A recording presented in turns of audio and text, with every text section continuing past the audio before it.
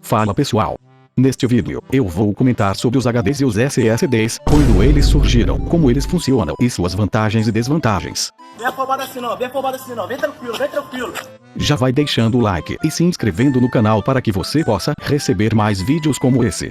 E confere os links na descrição caso você esteja precisando de um HD ou de um SSD. Beleza, mané! Nos primórdios da computação, já havia a necessidade de armazenar informações e resultados de cálculos feitos pelos computadores. Pensando nisso, a IBM criou, em 1956, um dispositivo de armazenamento permanente, batizado de HD. O curioso é que esse primeiro HD era gigantesco, medindo o mesmo que 2 geladeiras, e armazenava apenas 5 MB de dados. Sim, um punhado de fotos ou uma música MP3 já conseguiria lotar esse HD. É só isso! Vamos começar falando do HD, que é uma sigla para Hard Disk, ou disco rígido em português. Também chamado às vezes de HDD, que significa Hard Disk Drive, ele utiliza discos rígidos, também chamados de platters, para armazenar dados e arquivos.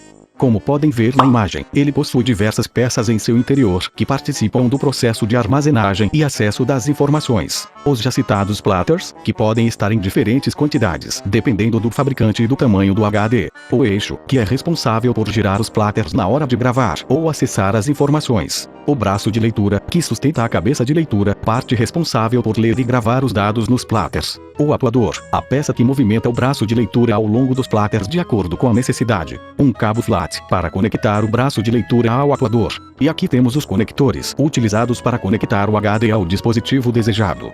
O HD funciona da seguinte forma: os platters são girados pelo eixo em altas velocidades, entre 5.200 e 15.000 RPM, sigla para rotações por minuto, dependendo do modelo do HD. Desse modo, uma fina camada de ar impede a cabeça de leitura de encostar no platter. Na hora de gravar dados, a cabeça de leitura utiliza minúsculos eletroimãs contidos nela para reorganizar moléculas de óxido de ferro presentes na superfície magnética dos discos, alinhando os pólios negativos delas com os pólios positivos da cabeça. Os eletroimãs da cabeça de leitura podem ter sua polaridade alterada constantemente, o que permite variar livremente as moléculas da superfície do disco. De acordo com a direção de cada polo, obtém-se um bit, interpretado como 1 ou 0 no computador.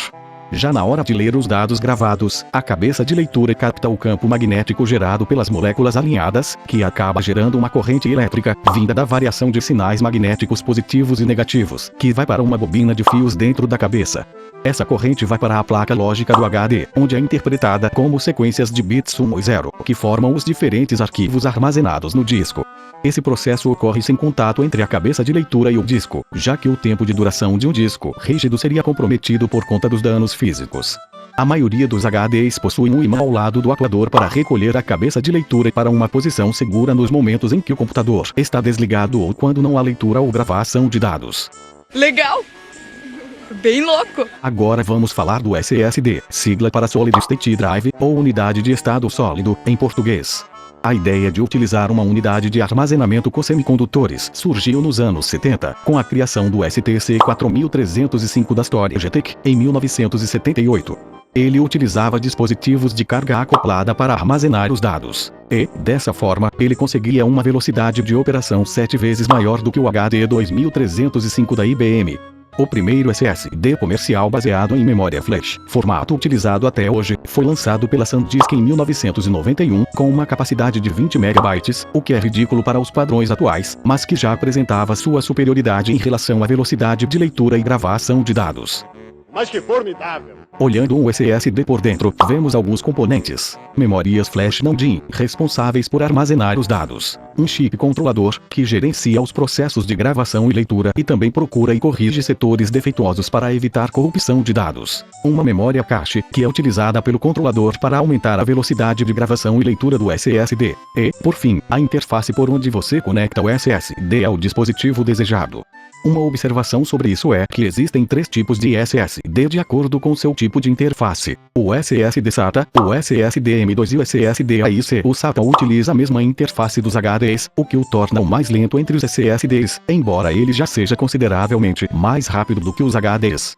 O M2 utiliza uma entrada específica da placa-mãe, sendo que há 3 padrões para ele. O M2 SATA, que tem as mesmas limitações da interface SATA, o NVMe, que pode ter uma velocidade de 6.500 MB por segundo e além, e o PCIe sem suporte ao NVMe. Por fim, o AIC, sigla para Add-in Card, utiliza a conexão PCI X16, a mesma utilizada por placas de vídeo dedicadas, o que permite velocidades de até 15.000 MB por segundo. O SSD funciona da seguinte forma: as células de memória flash contêm dentro de si vários blocos formados por páginas, que são linhas em padrão de grade, formadas por muitos transistores de porta flutuante. Cada transistor pode receber cargas diferentes, que são traduzidas como zeros e uns, o que permite o armazenamento e a leitura dos dados.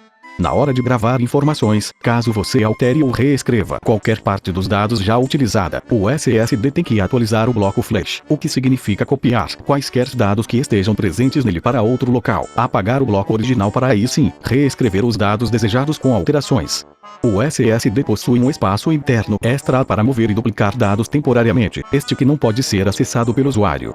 Já na hora de ler os dados, o controlador do SSD encontra o endereço do bloco onde estão esses dados e começa a ler sua carga. Caso o bloco esteja ocioso, o controlador inicia o processo de coleta de resíduos, onde blocos inativos são apagados para que novos armazenamentos de dados possam ser feitos. Maneiro demais, hein? Agora que sabemos o que é um HD e um SSD e como eles funcionam, vamos ver quais são as vantagens e desvantagens deles. O HD, por ser um dispositivo mais antigo e com o histórico de melhorias e popularização mais extenso, tende a ser mais barato do que o SSD. Um HD de 2 TB, por exemplo, custa entre uns 300 e 600 reais, enquanto que um SSD com a mesma capacidade pode custar entre 300 e 900 reais para os modelos SATA e entre 700 e 1.500 reais para os modelos M2. Mas essa diferença tem caído ao longo dos anos.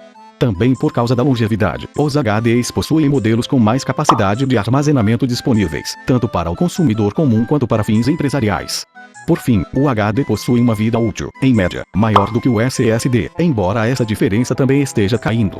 Já o SSD se sobressai nos outros aspectos. Ele é consideravelmente mais rápido do que o HD pelo fato de não ter partes móveis, acessando as informações de forma eletrônica. Mesmo os modelos SATA representam uma grande diferença de desempenho, com uma média de 500 MB por segundo, bem superior aos 150 MB por segundo da maioria dos HDs. Os modelos M2, então, simplesmente humilham com seus 3.500 MB por segundo, podendo até superar os 7.000 MB por segundo em alguns modelos. A ausência de partes móveis também garante que o SSD seja mais resistente a impactos e quedas do que o HD, e ele também é mais silencioso por conta disso. Outra vantagem do SSD é que ele gasta menos energia do que o HD, novamente por causa da ausência de partes móveis. Para concluir, vou fazer duas observações. Primeiro, os SSDs de grande desempenho, em sua maioria, modelos M2 e NVMe, tendem a esquentar muito. Por isso, eles precisam utilizar dissipadores de calor para diminuir esse efeito. Caso contrário, o SSD passaria a ter problemas de desempenho. A outra observação é que a questão do desgaste das memórias flash é reduzida graças ao controlador, que possui uma tecnologia chamada Wear Leveling, que evita que um bloco de memória seja utilizado muitas vezes. Na hora de gravar ou alterar arquivos, o controlador escolhe os blocos menos utilizados para registrar os novos dados. Essa gente inventa cada coisa. Com tudo dito, clica em um dos links na descrição, que te levarão para várias ofertas de HDs e SSDs. Ao adquirir qualquer produto por um desses links, você vai estar me ajudando bastante. Agora uma pequena explicação. Caso você esteja se perguntando onde estão os vídeos sobre produtos, eu estou realocando-os para a primeira versão do canal Produtos Gasosos, que estava banido da plataforma há um tempo, mas que eu consegui recuperar. Agora sim, deixem o like, se inscrevam no canal e ativem o sininho, para saber quando haverão mais vídeos como esse. Por fim, agora vai aparecer o vídeo sobre resoluções de tela e o canal Produtos Gasosos para vocês conferirem depois. Eu vou indo nessa. Tchau!